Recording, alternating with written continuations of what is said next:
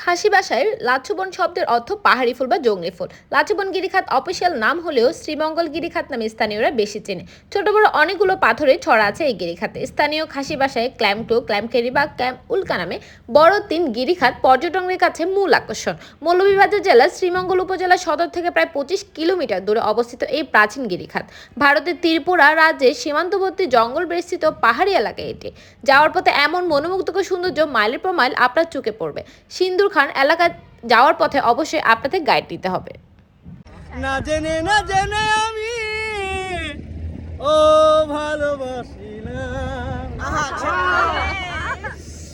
না জেনে আমি ভালোবাসিলাম, ওরে বেঈমান, ওরে বেঈমান।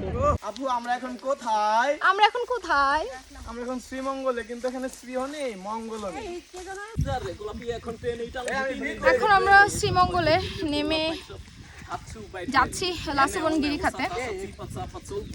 জায়গাটা অনেক সুন্দর, খুব সুন্দর। চা বাগানের ট্রেল হয়ে পাহাড় হয়ে যাচ্ছি। সো পিছনে সব টিম আছে, প্রত্যেকটা টিম মেম্বার খুবই অ্যাক্টিভ। এই যে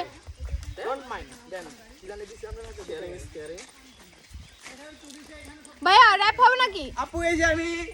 ভাইয়া র‍্যাপ হবে নাকি? র‍্যাপ হবে।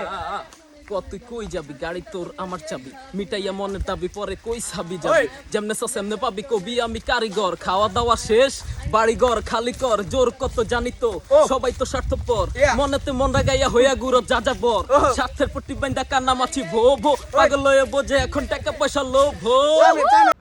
আমরা খুব একটা সময় নষ্ট করছিলাম না, কারণ লাচ্ছবন গিরিখাতে শেষে আমরা চলে যাব র্যামাকালেঙ্গাতে। হালকা পাহাড়ি ট্রেল হয়ে হাঁটতে হবে, আর যত দূর যাবেন শুধু চোখে পড়বে সারি সারি চা বাগান, কোলাহল মুক্ত পরিবেশ। আমরা তখনও জানি না একটু পরে আমাদের সাথে কি ঘটতে যাচ্ছে। বিজিবির হাতে 2 বার ধরা খাওয়ার পর অবস্থা খুব বাজে ছিল, তবে এলাকার বাসিন্দারা অনেকটা সাহায্য করার কারণে অবশেষে আমরা গিরিখাতের উদ্দেশ্যে রওনা হলাম। এই গিরিখাতে যাওয়ার অনেকগুলো পথ আছে, আমরা কয়েকটা পথ দিয়ে গেছি, তবে বিজিবির কাছে আটকা পড়ার পরে গ্রামের বাসিন্দাদের সাহায্যে পাড়ার ভিতর দিয়ে খুব সহজে পৌঁছে গেলাম লাচ্ছবন গিরিখাতে।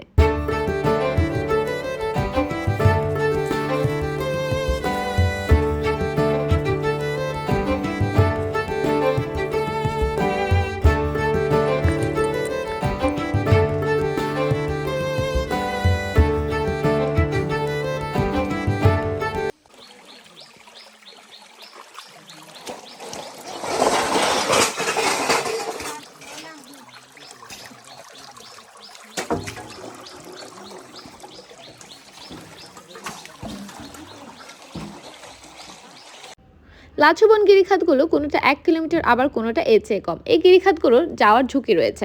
নিচে নামলে হঠাৎ যদি উপর থেকে পানি নামে তাহলে উপরে ওঠার কোনো পথ থাকে না।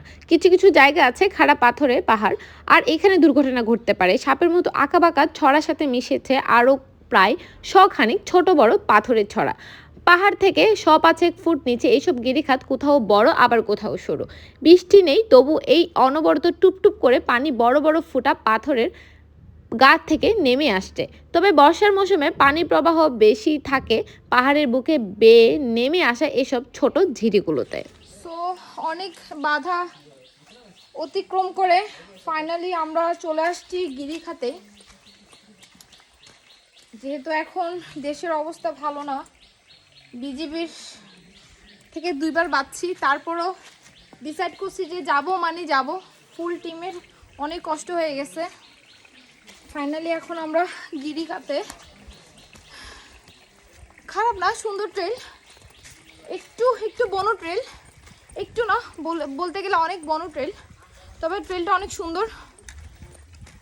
তো দেখা যাক। আমি মনে হয় সব থেকে বেশি লাকি, কারণ এইরকম একটা জায়গায় এসে বৃষ্টি পাওয়া মানে খুবই ভাগ্যের ব্যাপার। বছরের প্রথম বৃষ্টি, আমার বৃষ্টি খুবই পছন্দ। হ্যাঁ, অনেকবারই বৃষ্টি হয়েছে, তবে আমার পক্ষে একবারও বৃষ্টিতে ভেজা সম্ভব হয়নি। তো এই লাচ্ছবনে গিরিখাতে, শ্রীমঙ্গলের এই লাচ্ছবন গিরিখাতে অনেক কষ্টে এসেছি। আমরা সার্থক, কারণ হচ্ছে যে এখানে এসে যে বৃষ্টি পাবো, এটাই আমার কাছে অনেক কিছু। তো এই